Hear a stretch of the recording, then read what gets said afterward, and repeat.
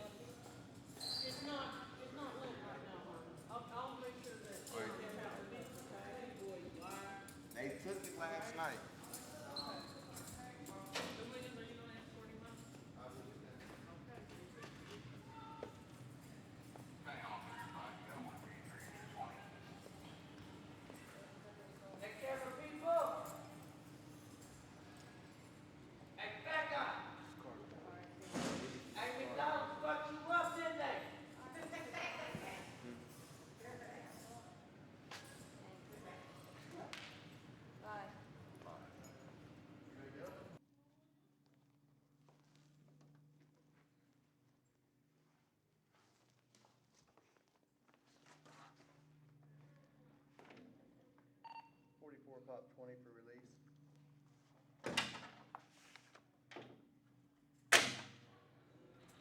That's it, bud. This is the real one. Yep.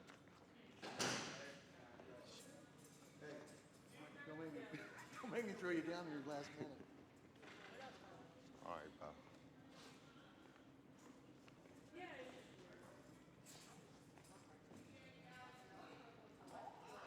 Did you tell all the staff what you needed to tell them? Nope.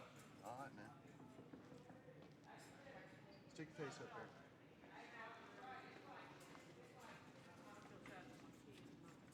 Don't forget to stop by medical, okay? Good luck and stay right. out of trouble. Yep, thank you. Said stop by medical. Huh? Said I gotta stop by medical. Oh, you have to stop by medical first? Let's go down this way.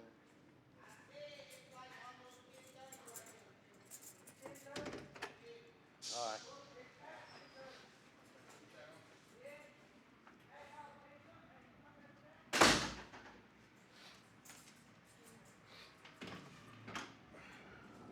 Really getting about this mug, huh?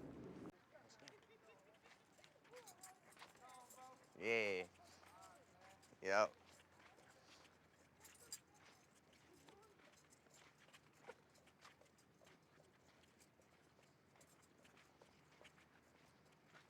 I'm not gonna tell you good luck this time. I'm gonna tell you to make your own luck, okay? Yep. What tour?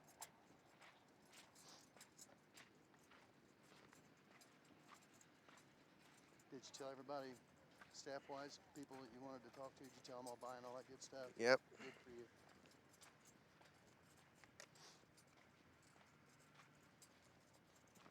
You don't. You'll look back later and you'll realize how many people you thought was really a-holes really was trying to help you. Yep. You'll get it. It takes time.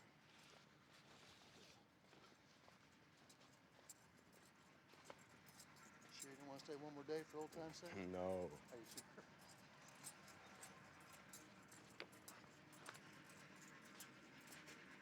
A copy of your shot records in this envelope. Do not lose it. We will not reprint your shot record and you need them for school or for work. Mm-hmm. You don't want to get all those again. That it? That's it. All right.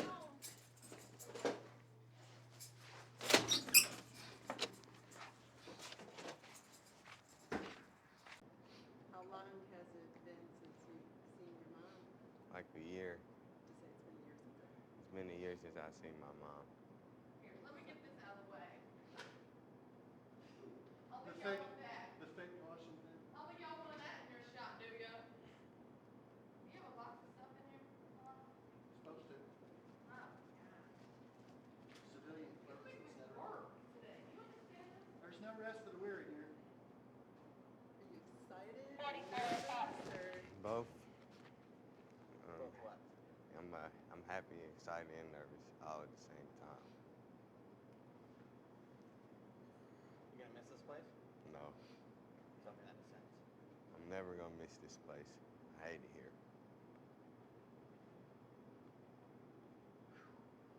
What's the first thing you're gonna do? here she comes.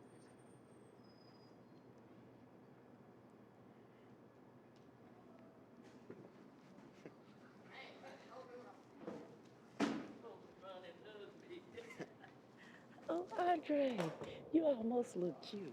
How you doing? I'm doing good. What's going on? Nothing much. I like your outfit. I don't. Your hair has grown. I know. So, I got taller too. Or you got yeah, shorter. you are tall. No, I ain't got shorter. Now, how about that? Oh, let me hug you again. It's good to see you. I hope you do right. I am. Okay, then. These are yours. So, you ready to go home? Yep. You gonna do things different? We gotta talk about this now. You gonna do things different? Yeah. You gonna, your way of thinking, how is it now? Positive. Positive? So you do know if anything go wrong, you know I'm there, right? Mm-hmm. I'm not your friend, I'm your mother, okay? You need to talk, we can talk. There's nothing we can't talk about, okay? I just want you to come home, I want you to do what's right. I'm getting emotional. But I want you to do what's right. I don't want you to come home and end up back in here, because this ain't the place you need to be. You need to be with me, because I'm your mother. They're not. I want to raise you, not them. And I love all my kids, and I love you too. This ain't where I want to come and see my child. This ain't where I want to come and greet you and hug you and tell you I love you. I want to be able to wake up and come to you and say I love you. I don't want to have to travel 20 miles to tell you that. And I do want you to do what's right. And if you feel like you get ready to do wrong, come and talk to me. Okay? Don't just go and do what everybody else wants you to do. You do what you know that I want you to do what's right that's gonna keep you out of here. Okay? I love you and I want you home.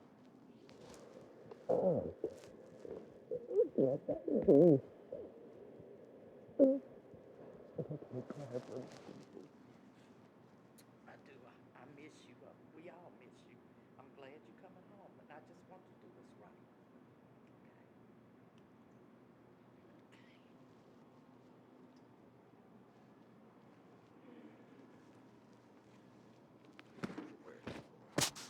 The bathroom. Where?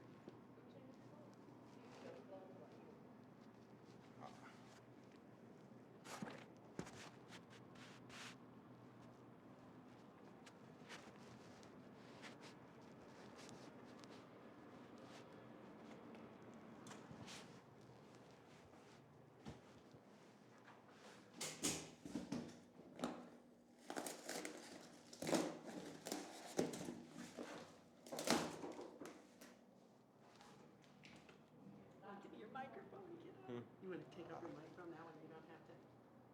Aw, I'm so happy for you today.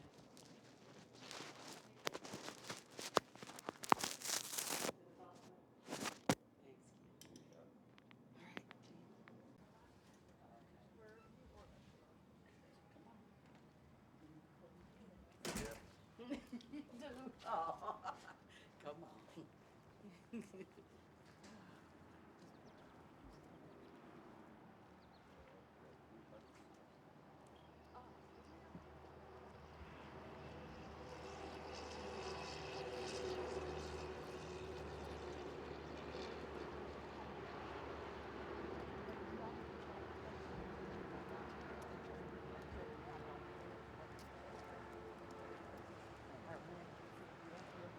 He'll talk to you, but he's on vacation, so they gotta come back.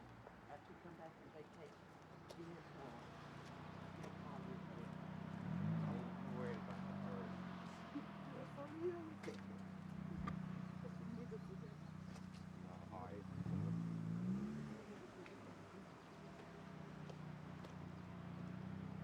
I'm getting you back. You get off wrong. Because you and him have to talk. He's your, I told you he's on the phone. Final words, Keandre? Thank you, and it was nice meeting you.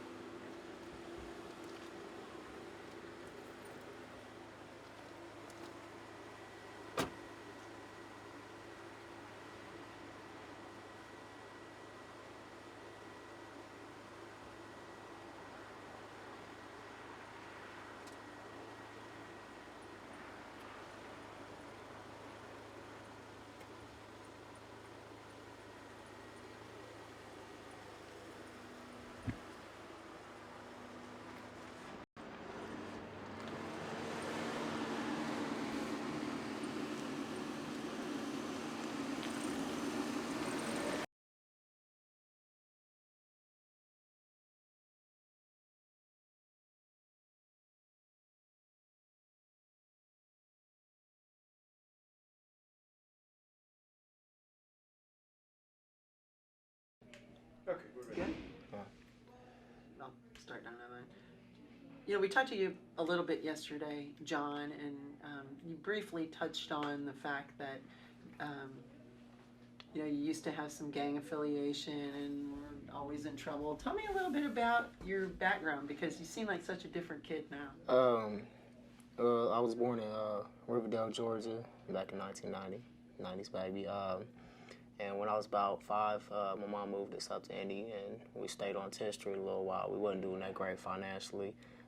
We was staying in a sort of little halfway house, and my mom was working from there, trying to save up. She got us into Wilson Apartments over on 13th Street. It wasn't really all that great over there either.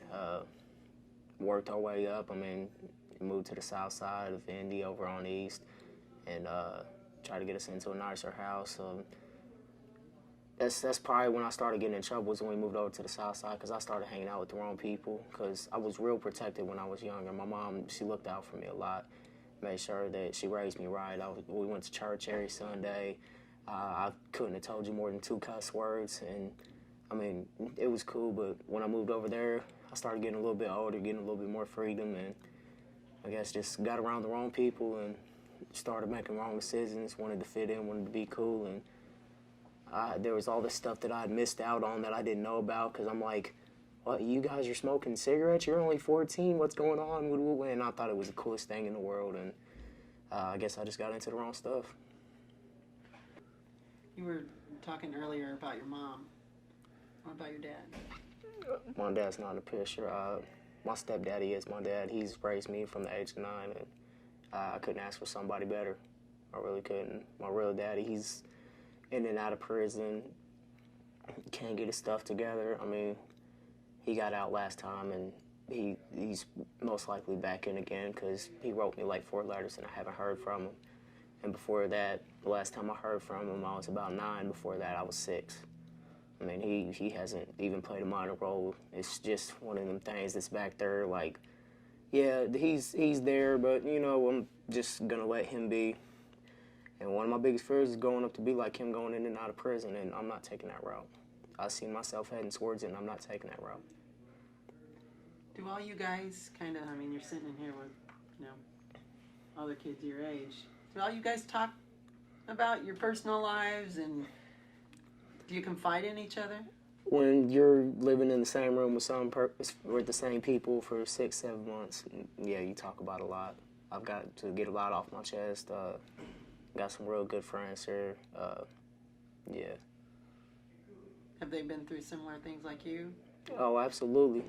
I mean, I thought I was the only one who didn't have their dad in their life. I thought I was the only one that's done drugs that used to be good and turned rotten, I guess you could say. I thought I was the only one that felt like the world could be better. And, I mean, I went and I talked to people, and it's just like, wow, you feel the same way I do. Why are we both in here? It just don't make sense. I don't know.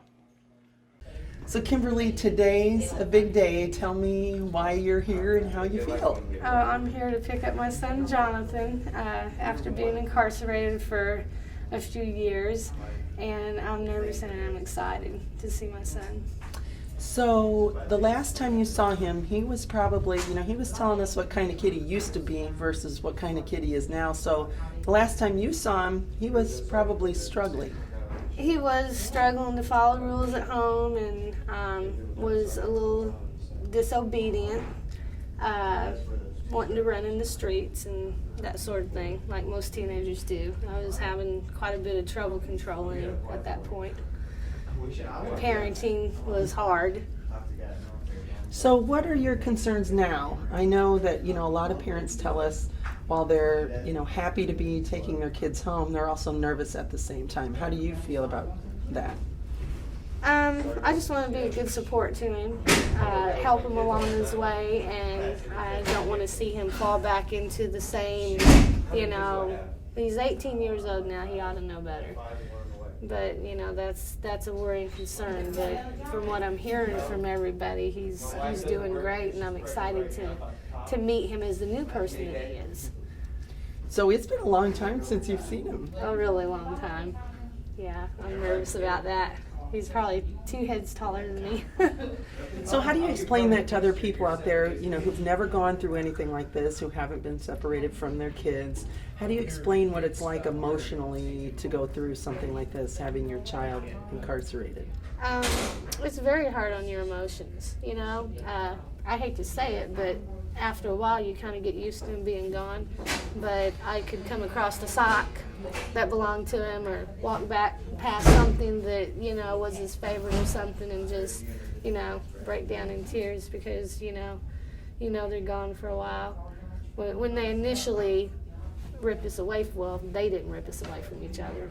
Things that were going on did, but it was really an emotional time for both of us, because I had to sign an affidavit on Jonathan because he just wasn't cooperating with me. And, you know, he was 13, 14 years old, and he was as tall as I was.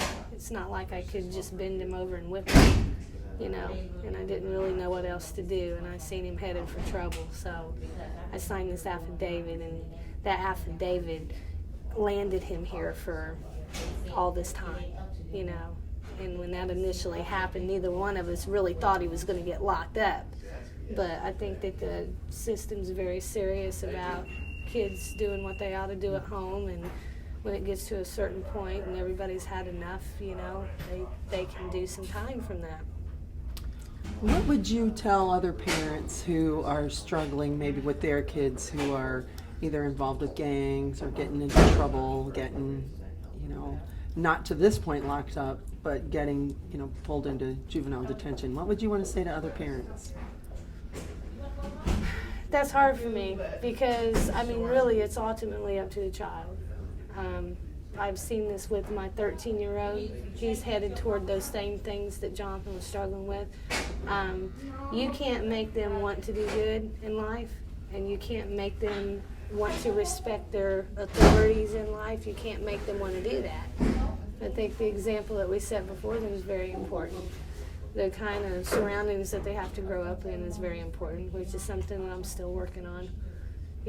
At 37 years old, I'm still learning how to be a parent. That's interesting because we've had a lot of families kind of echo those same comments, that it's hard to get out of the neighborhood where there, are gangs or drugs which entice kids to, And you almost can't get away from it. It all really has to be up to them. They have to want better for themselves and see what's going on around them and have the intellect inside of them to say, this is not what I want. I want something better. And I think that my son being here in this facility has really helped him a great deal. I feel if he had not came here, I'm not so sure if I could have done a better job. But I really feel that him being here was a good thing. Oh, okay. What have you heard about the Future Soldiers program, or how did you feel about that when he decided to get involved in the program? I was excited about it, and I felt like it was a very responsible choice on his part to make that type of decision for himself. And I really appreciate the help that the staff has been in helping him find some kind of direction in his life. What's your ultimate hope for John? I hope that Jonathan goes into the military and that he does well and that he focuses on himself to better himself. I want to see him have a family and a nice car and a nice house and enough money, and I want all those things for him. So ultimately you want him not to have to struggle the way you did? No, I want to see him succeed. And I want to be a part of that. It's hard though when you're still trying to learn how to do it yourself, But I got stuck on welfare through Jonathan's whole childhood, basically. And I just didn't know how to grab onto a direction because I came from a family that was, my mother raised me by herself. At 13, I ran away from home. And I started living, a life in the streets, basically. What's somebody learned from that? I learned things, but probably not very good things, survival type things, but as far as getting a job and learning how to hold the job, and the welfare program put me through JobWorks, which allowed me to get a CNA license. So, at least I'm certified in something, and right now I'm having a rough time. I don't have a job, but I do have something to hold on to. I have something I can go out there with and say, hey, I can do this. And that really helps to have something under your belt to where you can say, I'm certified in this. So I'm really thankful to the welfare program for that. Are you nervous at all that, it's going to be tough for John to make it? I don't know him anymore. That's hard because this is basically, I know this is my son that's coming home to me, but we're really strangers. We really don't know each other anymore. So I done decided though, I'm not going to lay down no rules. I'm not going to give him curfews. I'm not going to, he had said something to me that he wanted me to quit mothering him because I guess I was pretty strict and I was conducting his life quite a bit, when he was home, but he was 14 years old, It's going to be hard for me because that's still going to want to kick in, but I'm just going to step back and just let him make his decisions, try to encourage him the best that I can if I see him going in the wrong direction. But by the sounds of it, he sounds like he's got his head on pretty straight.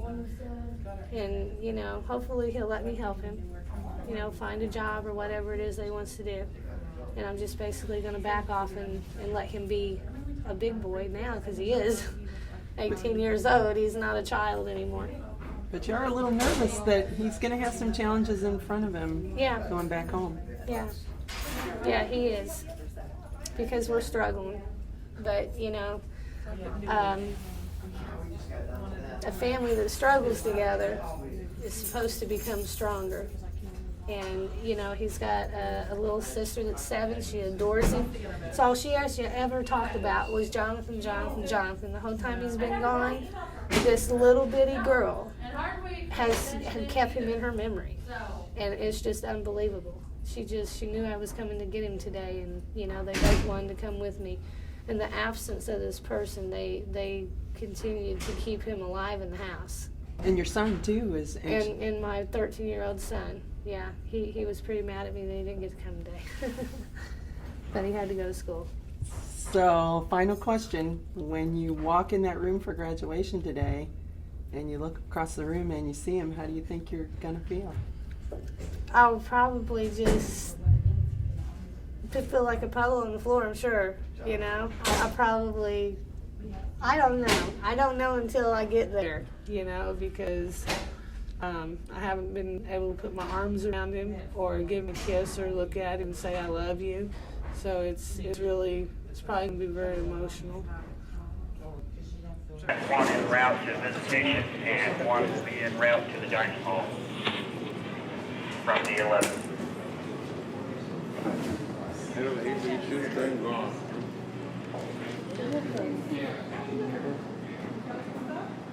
Got a lot of challenges ahead of us, John, for me and you. You know that?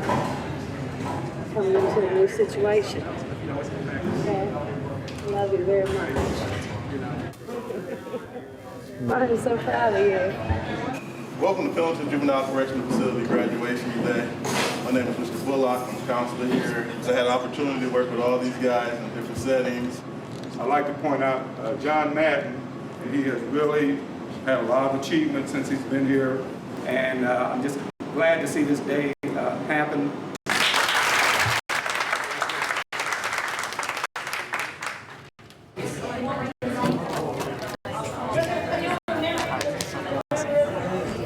Get dressed. Final question. If we come back to see you 6 months from now, a year from now, what would you want us to see? How would you want to be doing? How do you picture your life at that point? Well, if you came back here to see me, because I won't be here.